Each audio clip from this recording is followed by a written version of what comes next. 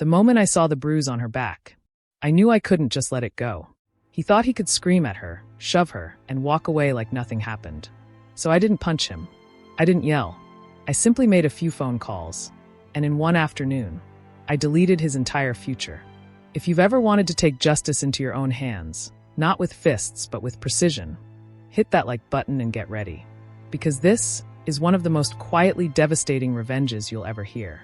Let me take you back to when the internet was still shiny and full of potential, and I was just another broke student in junior college.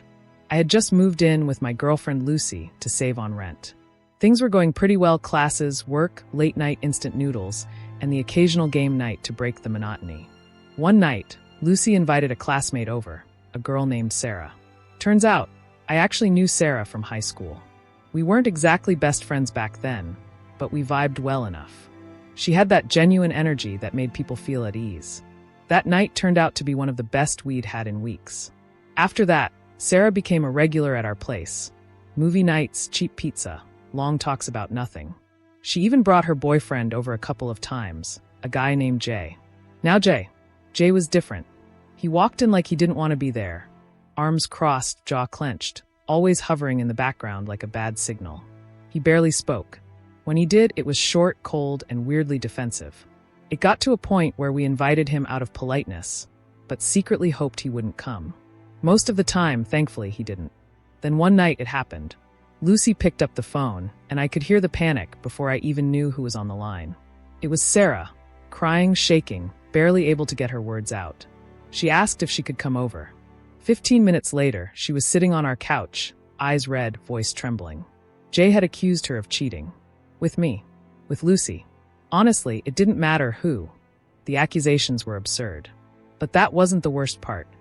When she tried to leave, he blocked her path. She tried to push past him. He shoved her. Hard.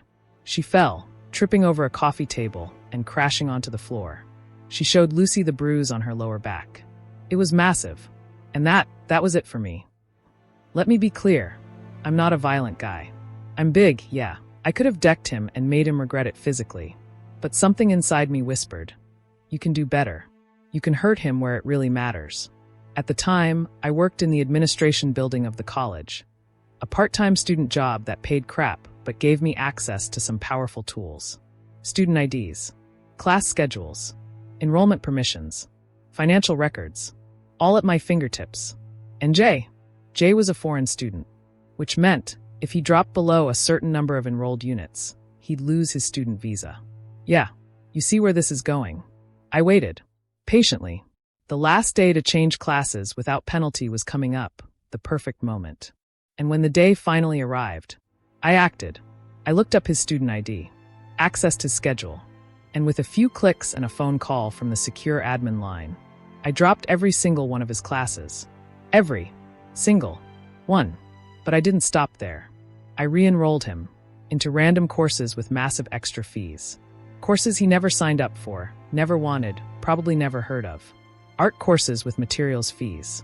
Science labs with hazardous waste charges. Anything that would stack on debt and lock his transcript behind a wall of unpaid bills. Here's the thing about our school. If you owe money, you can't get anything. No transcripts. No enrollment letters. No grades. I had just digitally erased him. Now obviously, I had to be careful. I never accessed his records again after that. I never mentioned it to anyone. But karma doesn't need confirmation. It just shows up. The following Tuesday, Sarah was supposed to have an English class with Jay. She was nervous, unsure if he'd show up or cause a scene. But when she walked in, there was a new face in the classroom. A guy standing awkwardly in the back because there weren't enough chairs. The professor looked confused. There were too many students. So she pulled out the official roster and called out the names. Guess whose name wasn't on the list? Jay. He tried to argue. He insisted he was enrolled. The teacher wasn't having it. If you're not on the roll, you're not in the class. And just like that, Jay was out. Sarah said she never saw him again after that. Not in that class. Not around campus. Weeks later, I quietly checked. His schedule was completely empty. The fee-laden classes were gone too. Maybe he dropped out. Maybe the system flagged the changes. Or maybe he got kicked out of the country altogether. I'll never know for sure. But what I do know is that after he laid a hand on someone I cared about, after he screamed at her and shoved her to the ground, he lost something that mattered deeply to him. His control, his power, his future. And all it took was one phone call. Watching him get kicked out of that classroom, powerless and confused. Knowing he couldn't fix it, couldn't undo it, couldn't even trace it back to me. That was more satisfying than any punch I could have thrown. Sometimes revenge isn't loud. It's not a fight. It's not a scream. It's a quiet, calculated act. Justice without fingerprints. And if I ever doubt whether I went too far, I just remember the bruise on Sarah's back. If that story gave you chills, hit that like button and subscribe. And tell us in the comments, what's the most satisfying revenge you've ever witnessed? Stick around, because we've got even more jaw-dropping Reddit revenge